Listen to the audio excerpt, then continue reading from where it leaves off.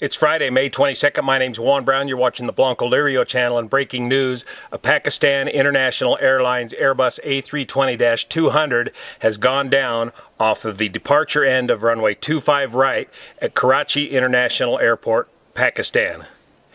Here's what we know so far.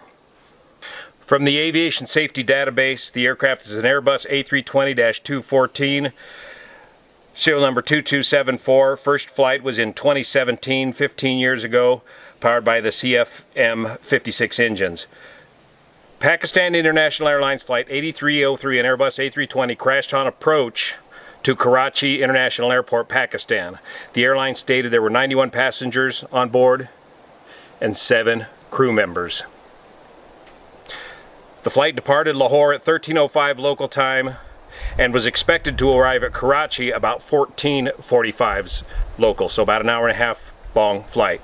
The aircraft was cleared to land on runway 25 left at Karachi. At 14:35 local, the crew radioed that they were going around and requested another ILS approach to runway 25 left. The controller instructed the flight to turn left, heading 110, and climb to 3,000 feet. I'll post a link to the ATC Live audio link. Hopefully our friend Victor at VAS Aviation will soon have an update putting all of this ATC audio tape together, plus the radar returns. Listening to the ATC audio tape, it sounds to me like they were having trouble even reaching the 3,000 foot altitude. 4 minutes later, the flight reported they had lost engine or lost engines. It's unclear again from the audio tape whether this was a single engine failure or a loss of both engines, as reported by the pilot, and subsequently declared a mayday. The controller cleared the flight to land, and they were allowed to use either runway 25 left or right. The aircraft crashed in a residential area named the Model Colony, about 1,360 meters off of the departure end of 25 right. The aircraft broke up and a large post-impact fire erupted.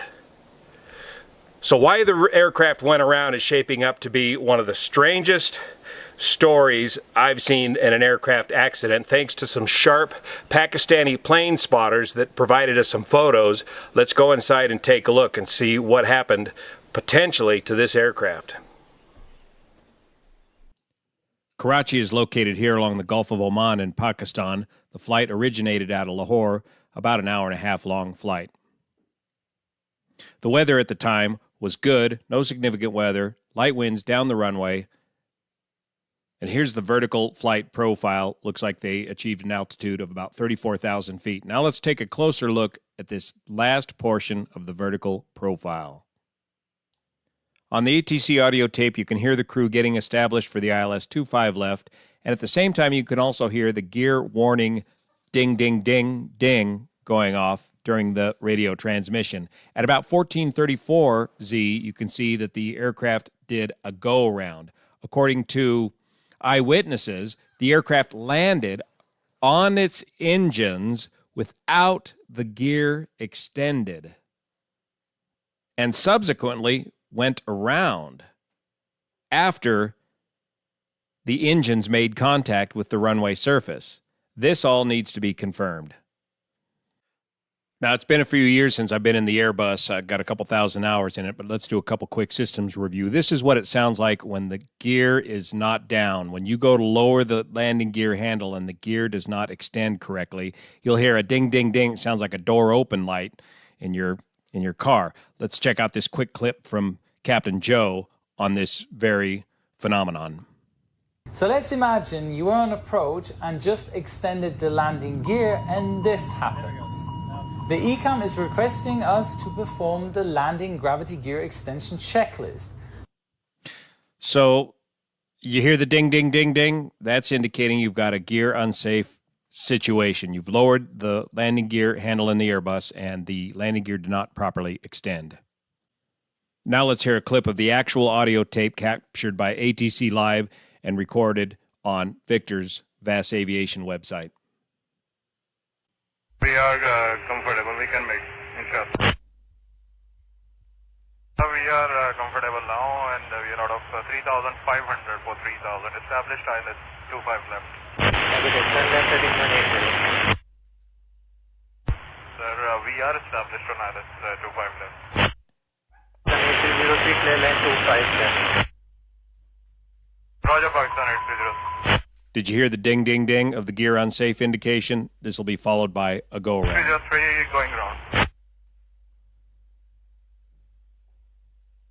So the aircraft went around, struggled to maintain 3,000 feet. It's unclear whether the aircraft came in for a second approach to 25 left or right, their choice, and then went around, or if they lost control while maneuvering the aircraft.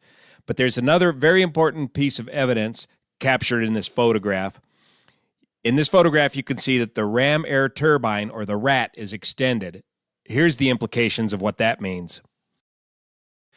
The ram air turbine on the A320 extends automatically if in the event you lose both AC1 and AC2.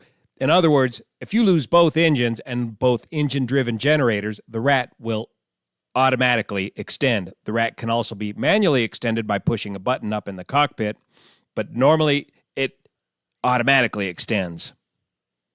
So the implication of this means that at the time that this photograph was taken, it appears that both engines were failing.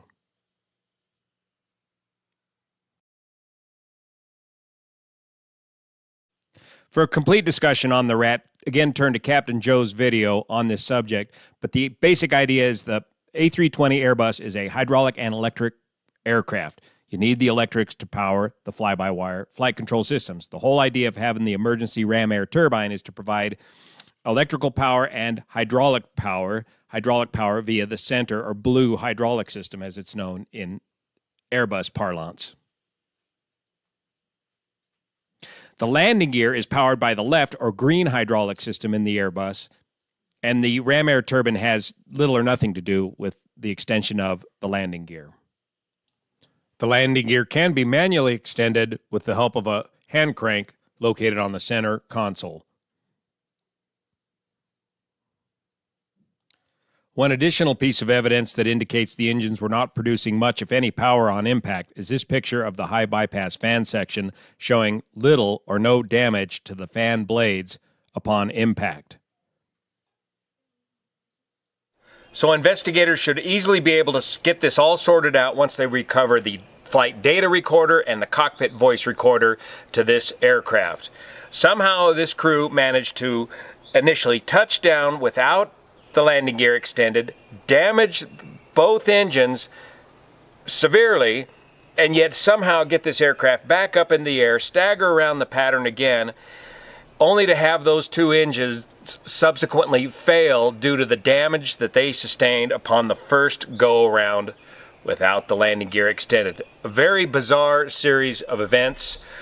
We'll keep you posted as we get more information. Please keep your comments below courteous, especially to all those that have lost their lives in this tragic accident. We'll keep you posted. Thanks for your support of this channel. See you here.